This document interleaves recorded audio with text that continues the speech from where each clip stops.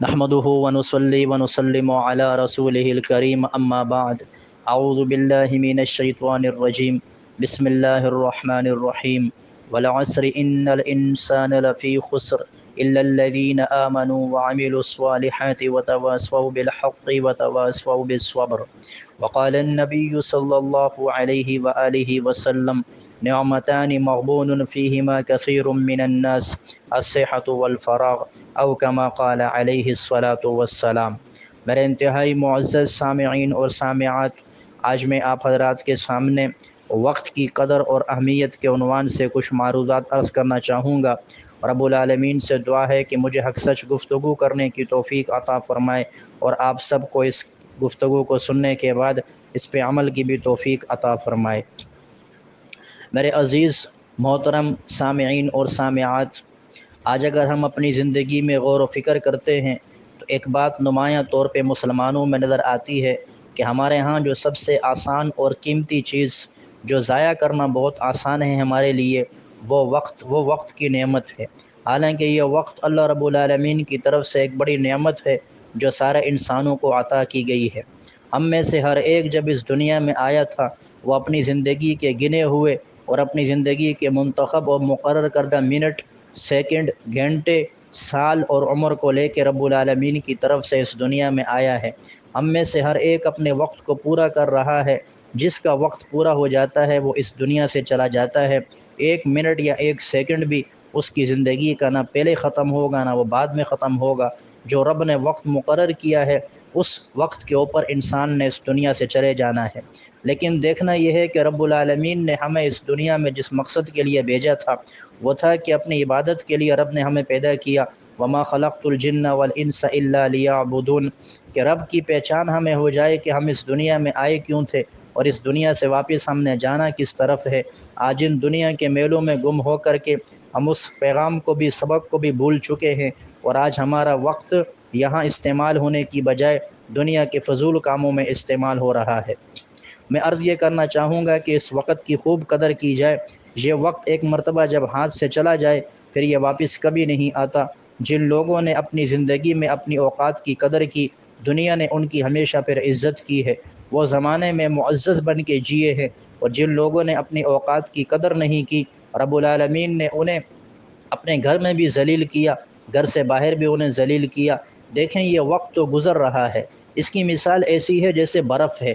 برف کو آپ اگر چھوڑ دیں گے تو وہ پگھلتی رہے گی، لیکن اگر اسی برف کو آپ پانی میں ملا لیں تو پانی ٹھنڈا ہو جائے گا، اس سے شربت بن جائے گا، وہ استعمال میں آ جائے گی۔ اسی طریقے سے ہماری زندگی کا جو ایک عمر ہے اور ہماری زندگی کا جو ایک وقت ہے، یہ رفتہ رفتہ ختم ہوتا جا رہا ہے۔ یہ صبح اور شام کے ذریعے پگھلتا جا رہا ہے۔ اگر ہم اسے کسی کام میں لگائیں گے تو یہ ہمارے کام آ جائے گا آخرت میں، اور اگر ہم نے اسے ضائع کر دیا یا کچھ نہ کیا یا فضول کاموں میں لگا دیا تو پھر یہ وقت کل پھر ہمارے لیے مصیبت بنے گا۔ اللہ کے سامنے اس کا جواب بھی دینا ہوگا، اس لیے کہ یہ وقت رب العالمین کی طرف سے ایک نعمت ہے۔ پیارے پیغمبر صلی اللہ علیہ وسلم نے حدیث مبارکہ میں اس کو نعمت قرار دیا۔ آپ نے فرمایا نعمتان مغبون فیہما کثیر من الناس، دو نعمتیں ایسی ہیں کہ اس کے بارے میں بہت سے لوگ دھوکے میں ہیں۔ پھر آپ نے فرمایا الصحۃ والفراغ، نمبر ایک وقت کی نعمت ہے، نمبر دو فرصت کی نعمت ہے کہ فارغ اوقات میں انسان قدر نہیں کرتا، جب یہ وقت ہاتھ سے نکلتا ہے پھر انسان پچھتاتا رہتا ہے۔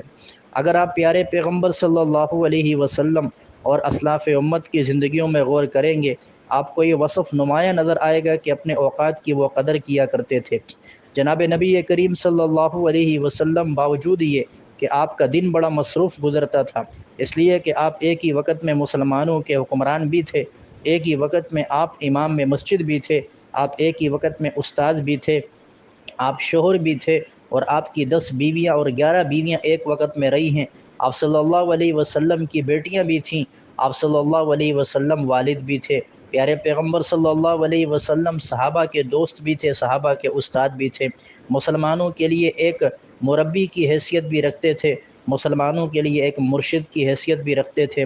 مسلمانوں کے علاوہ کفار کے ساتھ بھی آپ کے معاملات تھے، کفار کے مختلف وفود آپ صلی اللہ علیہ وسلم کے پاس دن میں آتے تھے، آپ ان سے مذاکرات کرتے، انہیں دین کی دعوت دیتے۔ حتیٰ کہ انسان تو انسان ہیں، جنات کے وفود بھی آپ کے پاس آیا کرتے تھے، آپ انہیں بھی دین کی تعلیم اور دعوت دیا کرتے تھے۔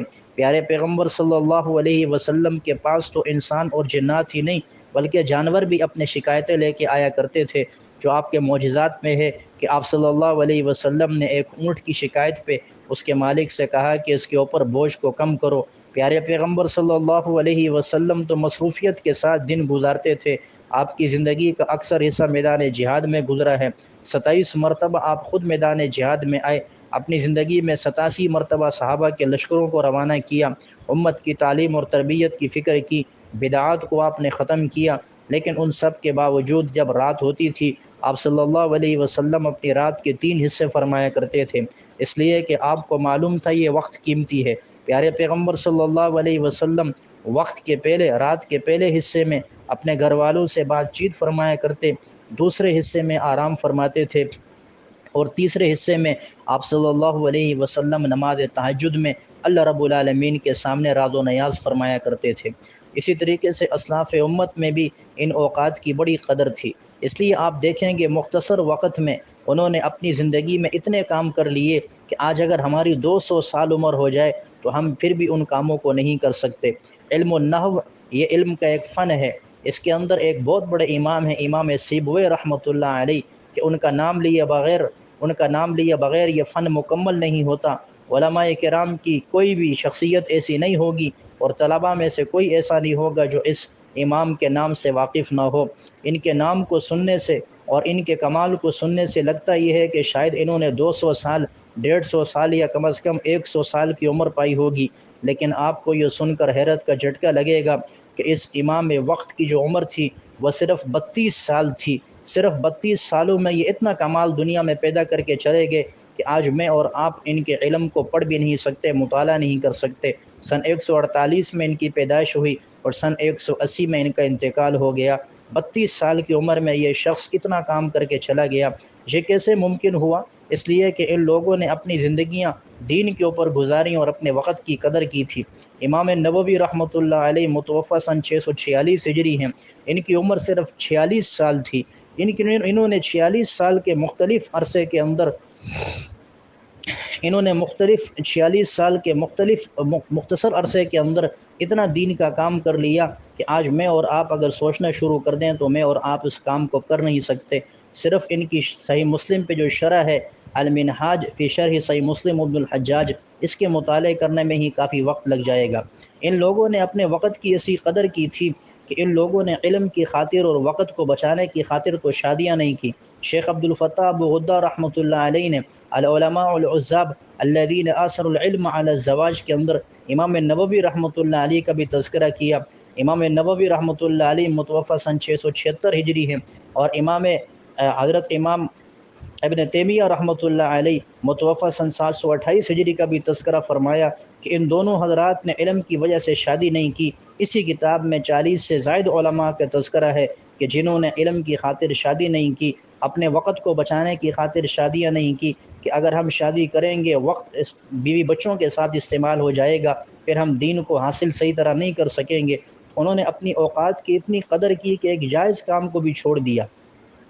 اسی طریقے سے امام راضی رحمۃ اللہ علیہ بہت بڑے محدث کبیر ہیں، اللہ رب العالمین نے تفسیر میں بھی آپ کو مقام عطا فرمایا۔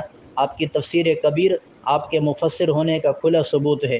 امام راضی رحمۃ اللہ علیہ کا یہ مقولہ حافظ شمس الدین ذہبی رحمۃ اللہ علیہ متوفی سن 748 نے تذکرۃ الحفاظ کے اندر نقل کیا کہ حافظ ذہبی فرماتے ہیں کہ امام راضی رحمۃ اللہ علیہ اکثر یہ جملہ ارشاد فرمایا کرتے تھے اپنے شاگردوں کے سامنے کہ کاش اللہ رب العالمین ہمارے ساتھ یہ کھانے پینے اور پیشاب پاخانے کی ضروریات کو نہ رکھتے، اس لیے کہ پیشاب پاخانے اور کھانے پینے کی ضروریات میں جو وقت استعمال ہوتا ہے ہم پھر اس وقت کو بھی اللہ رب العالمین کے دین کے حاصل کرنے میں لگا دیتے۔ تو وہ لوگ بڑے عظیم لوگ تھے کہ جو جائز ضروریات کو بھی یہ خیال کیا کرتے تھے کہ اگر یہ ہمارے ساتھ نہ ہوتی تو ہم اس وقت کو استعمال کر کے اپنی آخرت کا ذخیرہ بنا لیتے۔ لیکن آج میری اور آپ کی کیا کیفیت ہے کہ ہم تو گھنٹوں گھنٹوں اپنے اوقات کو ضائع کر رہے ہیں، لیکن ہمیں اپنے وقت کی کوئی قدر ہی نہیں ہے۔ ایک جگہ بیٹھ کر مجلس میں بیٹھ گئے تو 1 گھنٹہ وہاں بلا وجہ بیٹھے رہیں گے، ادھر ادھر کی فضول باتیں ہوں گی، گناہ کی مجلسیں ہوں گی، غیبت کا بازار گرم ہوگا، دوسرے پہ الزام تراشی کی مجلسیں چل رہی ہوں گی، دوسرے کے خلاف برائیاں بیان ہو رہی ہوں گی، اور وہاں نہ دین کا فائدہ ہے نہ دنیا کا فائدہ ہوگا، لیکن ہم گھنٹوں وہاں ضائع کرنے کے لیے تیار ہیں۔ آج مسلمان کا مزاج بڑا عجیب ہو گیا ہے، مسجد میں 10 منٹ بیٹھنے کے لیے تیار نہیں ہے، لیکن شادی ہالوں میں 4 گھنٹے بیٹھنے کے لیے تیار ہے، مسجد میں مدرسے میں آدھا گھنٹہ دینے کے لیے تیار نہیں ہے، ذرا سی نماز میں تاخیر ہو جائے برداشت نہیں ہوتا، لیکن یہی مسلمان کھیل کود میں 3 گھنٹے نہیں بلکہ پورا پورا دن ٹی وی کے سامنے بیٹھ کے میچ دیکھنے کے لیے وہ تیار ہے۔ آج کی مسلمان خاتون وہ اللہ کے سامنے بیٹھ کر 10 منٹ ذکر کرنے کے لیے تیار نہیں ہے، لیکن فلم اور ڈرامے دیکھنے کے لیے، وہ انڈین چینلوں کو دیکھنے کے لیے، اور اس پر گھنٹوں گھنٹوں تبصرے پھر بعد میں کرنے کے لیے اس کے پاس پورا پورا دن موجود ہے۔ آج مسلمان ماؤں بہنوں کی عادت یہ ہو گئی کہ پہلے دور کے اندر تو جو خواتین تھیں اپنے اوقات کی قدر کیا کرتی تھیں۔ شیخ الحدیث مولانا زکریا صاحب رحمۃ اللہ علیہ کی کتاب آپ بھی تھی، اس میں انہوں نے اپنی دادی کا واقعہ نقل کیا، فرماتے ہیں کہ ہماری دادی صاحبہ کا یہ معمول تھا کہ رمضان المبارک کے مہینے میں 40 سپارے ایک دن میں تلاوت فرما لیا کرتی تھی، یعنی روزانہ ایک قرآن اور 10 سپارے یہ مکمل فرماتی تھی۔ گھر کے کام کاج کرتی تو ساتھ میں تلاوت ہو رہی ہوتی، جھاڑو پوچھا لگاتی تو صفائی کرتی تو تلاوت کر رہی ہوتی، کھانا پکاتی تو تلاوت کر رہی ہوتی۔ لیکن آج کی مسلمان ماؤں بہنوں کا بھی یہی حال ہے مردوں کی طرح کہ اپنے اوقات کی کوئی قدر و قیمت نہیں ہے، پورا پورا دن قرآن مجید اٹھانے کا انہیں وقت نہیں ملتا۔ کیسے وقت نہیں ملتا کہ سارے اوقات ان کے دنیا کے کاموں میں لگ رہے ہیں، کسی موبائل کو لے کے بیٹھ گئیں تو 1 گھنٹہ موبائل پہ گزر جائے گا، احساس نہیں ہوگا۔ رات کو عشاء کے بعد موبائل چلانا شروع کیا، رات کے 2 بج جائیں گے، مسلمان نوجوان لڑکے اور لڑکی کو احساس نہیں ہوتا کتنا وقت گزر گیا۔ لیکن جو ہی وضو کر کے نماز کے لیے کھڑے ہوتے ہیں، فوراً وقت کا احساس ہونا شروع ہو جاتا ہے کہ جی 15 منٹ ہو گئے، 20 منٹ ہو گئے، لیکن دنیا کے کاموں میں ہم نے اپنے اوقات کی کسی قسم کی کوئی قدر نہ کی۔ لہذا آج ہمارا حال یہ ہے کہ ہماری زندگیاں 50 سال کی ہو جاتی ہیں، 60 سال کی ہو جاتی ہیں، لیکن ہمیں وضو کے مسائل کا پتہ نہیں ہوتا۔ کوئی ہم سے اگر کلمے کے فرائض پوچھ لے ہمیں معلوم نہیں ہوتا۔ 70 سال کا بوڑھا ہے، 80 سال کی بوڑھی ہے، لیکن اس سے یہ معلوم کر لیا جائے کہ آپ نماز کے فرائض سنا دیں، انہیں معلوم نہیں ہوگا، اس لیے کہ دنیا میں آنے کے مقصد کو یاد ہی نہ رکھا اور اپنے وقت کی قدر ہی نہ کی۔ جب کہا جائے آپ نے قرآن نہیں پڑھا، کہا جی وقت نہیں ملا۔ جب کہا جائے آپ نے دین نہیں سیکھا، جی وقت نہیں ملا۔ جی آپ کو قرآن سیکھنے کا، آپ کو دین سیکھنے کا وقت تو نہیں ملا، لیکن آپ کو دنیا میں 15 گھنٹے ڈیوٹی کرنے کا، اس کے اوپر 3 گھنٹے اوور ٹائم لگانے کا وقت پورا مل رہا ہے۔ دنیا کی خاطر وقت کو استعمال کر رہے ہیں، لیکن دین پہ ہمارا وقت آج استعمال نہیں ہو رہا۔ یہ علامت ہے کہ رب العالمین ہم سے ناراض ہے۔ آج قرآن کا ایک صفحہ تلاوت کرتے ہیں بوجھ پڑ جاتا ہے، لیکن 3 گھنٹے موبائل چلانے میں، 2 گھنٹے دوستوں کے ساتھ ہوٹل پہ بیٹھ کے چائے پینے میں، چائے کا 1 کپ پینے میں 10 منٹ لگتے ہیں، لیکن اس کپ کے پینے سے بھی 1 گھنٹہ پہلے جا کے بیٹھیں گے، اس کپ کے پینے کے 1 گھنٹہ بعد بھی ہوٹل پہ بیٹھے رہیں گے، وہاں سے اٹھنے کا، گھر آنے کا دل نہیں کرے گا، اس لیے کہ مجلس میں مزہ بڑا آ رہا ہے کہ گناہ کے کام ہو رہے ہیں، غیبتیں ہو رہی ہیں، فضول باتیں ہو رہی ہیں، ایسی گفتگو ہے جس میں نہ ہمارے دین کا نہ دنیا کا فائدہ ہے۔ لیکن جیسے ہی ہم دین کی طرف آتے ہیں وقت کا احساس ہونا شروع ہو جاتا ہے۔ اس لیے میں عرض یہ کر رہا تھا، دنیا میں جن لوگوں نے اپنے اوقات کی قدر کی، اللہ رب العالمین نے بھی ان کی قدر کی، دنیا والوں نے بھی ان کی قدر کی۔ مختصر وقت کے اندر اللہ رب العالمین نے پھر ان سے بڑے بڑے کام لیے۔ آج جتنے بڑے بڑے لوگ اس دنیا سے چلے گئے، چاہے وہ علماء ہوں یا دنیا کے پیشے سے تعلق رکھنے والے لوگ ہوں، آج ان کے نام زندہ اور جاوید ہیں۔ امام اعظم ابو حنیفہ رحمۃ اللہ علیہ کو ہم سے گزرے ہوئے تقریباً 1300 سال کا عرصہ گزر گیا، سن 150 میں آپ کا انتقال ہے۔ امام شافعی رحمۃ اللہ علیہ متوفی سن 204 ہجری ہے۔ امام مالک رحمۃ اللہ علیہ کا سن 179 میں انتقال ہے۔ امام احمد ابن حنبل رحمۃ اللہ علیہ کا سن 241 میں انتقال ہے۔ امام بخاری رحمۃ اللہ علیہ سن 256 ہجری میں انتقال فرما رہے ہیں۔ امام ترمذی رحمۃ اللہ علیہ سن 279 میں انتقال فرما رہے ہیں۔ امام نسائی رحمۃ اللہ علیہ سن 303 میں انتقال فرماتے ہیں۔ امام ذہبی رحمۃ اللہ علیہ سن 748 میں انتقال فرما رہے ہیں۔ حضرت ابن تیمیہ رحمۃ اللہ علیہ 728 میں انتقال فرماتے ہیں۔ علامہ ابن قیم رحمۃ اللہ علیہ 751 میں انتقال فرما رہے ہیں۔ حافظ علامہ سیوطی رحمۃ اللہ علیہ 911 میں انتقال فرما رہے ہیں۔ میں کن کن علماء کے نام لوں؟ امام محمد بن حسن الشیبانی 189 میں انتقال فرماتے ہیں۔ امام ابو یوسف رحمۃ اللہ علیہ سن 182 میں انتقال فرماتے ہیں۔ حضرت عبداللہ بن مبارک رحمۃ اللہ علیہ سن 181 میں انتقال فرماتے ہیں۔ لیکن ان کے نام ایسے تر و تازہ ہیں کہ جیسے معلوم یہ ہوتا ہے کہ شاید یہ دوسرے محلے میں وہ رہتے ہوں اور شاید دوسرے محلے کے اندر ان کی رہائش ہو۔ تو اندازہ لگائیں کہ ان لوگوں کو اللہ نے جو عزتیں دی اور آج بھی ان کے نام تر و تازہ ہیں، اس کی بنیادی وجہ یہ ہے کہ انہوں نے اپنی اوقات کی قدر کی تھی۔ ایک منٹ بھی انہوں نے ضائع نہیں کیا تھا۔ جب انہوں نے اپنے وقت کی قدر کی، اللہ نے ان کی قدر کی۔ لیکن آج ہم 70 سال 80 سال زندگی گزار کے چلے جاتے ہیں، ہمارا نام و نشان ہمارے مرتے ہی ختم ہو جائے گا۔ ہمیں پیچھے یاد کرنے والا کوئی نہ ہوگا، ہمارے لیے دعا کرنے والا کوئی نہ ہوگا، اس لیے کہ جب ہم نے خود اپنی قدر نہ کی تو پھر کوئی ہماری قدر کیوں کرے گا؟ تھوڑا سا اگر ہم غور و فکر کریں کہ ہماری زندگی کتنی ضائع ہو رہی ہے، صبح اٹھ کر کے ہم دیکھیں تو صحیح اپنی زندگی کا محاسبہ کریں، شام کے وقت سوتے وقت، رات کو بستر پہ جاتے وقت ہم تھوڑا سا غور و فکر کریں کہ ہم اپنی زندگی کتنی ضائع کر رہے ہیں۔ ہم دیکھیں کہ ہم نے آج کتنی باتیں ایسی کی کہ جس میں دین کا اور دنیا کا فائدہ تھا، ہم نے کتنے کام ایسے کیے کہ جس میں دین اور دنیا کا فائدہ تھا۔ صبح ہوتی ہے ہم آج موبائل کے اندر وقت کو ضائع کرتے ہیں۔ سب سے زیادہ وقت مسلمان کا آج موبائل میں ضائع ہو رہا ہے، بغیر کسی وجہ کے یوٹیوب چینلوں کو کھول دیتے ہیں، فیس بک کو کھول دیتے ہیں۔ یہ فیس بک اور یوٹیوب ہمیں نہ آخرت میں کام آئیں گے نہ دنیا میں کام آئیں گے۔ دنیا اور آخرت کے اندر کام آنے والی چیز وہ یہ ہے کہ انسان اپنے اعمال کو کرے، ذکر کرے۔ ایک مرتبہ سبحان اللہ کی جو نیکی ہے اور ایک مرتبہ سبحان اللہ کا ثواب یہ ہے کہ انسان ایک مرتبہ سبحان اللہ کہے تو کیا کہ اللہ رب العالمین جنت میں ایک ایسا درخت اس کے لیے لگا دیتے ہیں، 100 سال تک عربی نسل کا گھوڑا بھی اگر اس کے نیچے دوڑتا رہے اس کا سایہ ختم نہ ہوگا۔ 3 مرتبہ سورہ اخلاص پڑھیں، آپ صلی اللہ علیہ وسلم نے فرمایا پورے قرآن کے پڑھنے کا ثواب ہے۔ 1 مرتبہ سورہ یاسین کی تلاوت فرمائیں، پیارے پیغمبر صلی اللہ علیہ وسلم نے فرمایا 10 مرتبہ قرآن مجید پڑھنے کا ثواب ملے گا۔ سبحان اللہ و بحمدہ سبحان اللہ العظیم 100 مرتبہ آپ پڑھیں۔ اس کے بارے میں پیارے پیغمبر صلی اللہ علیہ وسلم نے فرمایا آسمان کی چھت کے برابر، سمندر کی جھاگ کے برابر بھی اگر گناہ ہوں گے رب العالمین اسے معاف فرما دے گا۔ پیارے پیغمبر نے فرمایا کہ من صلی علیہ واحدۃ صلی اللہ علیہ عشرا، جس نے مجھ پر 1 مرتبہ درود بھیجا رب العالمین اس کے اوپر 10 رحمتوں کو نازل فرمائے گا۔ یہ قرآن مجید کا ایک حرف پڑھنے پر 10 نیکیاں ہیں۔ اندازہ لگائیں کہ ان اعمال کو ہم کتنا کر سکتے ہیں دن میں، لیکن ہمیں توفیق ہی نہیں ہوتی، ہمیں موبائل چلانے سے فرصت ہی نہیں ہوتی، ہمیں بیٹھ کے فضول بات کرنے سے فرصت ہی نہیں ہوتی۔ تو اس کامیاب انسان وہ ہے کہ جو دنیا میں اپنی زندگی کے نظام الاوقات کو مقرر فرمائے۔ تو ایک بات جو میں عرض کرنا چاہ رہا ہوں وہ یہ ہے کہ ہم میں سے ہر ایک آج ہی سے کوشش کرے کہ اپنی زندگی کے ہم نظام کو مقرر فرما لیں، اپنے کھانے کے وقت کو بھی ہم مقرر کریں، ہم اپنے لوگ دوستوں سے ملاقات کے لیے ایک وقت کو مقرر کریں، والدین کے ساتھ بیٹھنے کے لیے ایک وقت کو مقرر کریں، بیوی بچوں کے ساتھ بیٹھنے کے لیے ایک وقت کو مقرر کریں، اپنے مطالعے کے لیے ایک وقت کو مقرر کر لیں۔ نمازوں کا وقت رب کی طرف سے ویسے ہی مقرر ہے، قرآن مجید کی تلاوت کے لیے ایک وقت کو ہم مقرر کریں، اپنی نفلی عبادات کا بھی ایک وقت رکھیں۔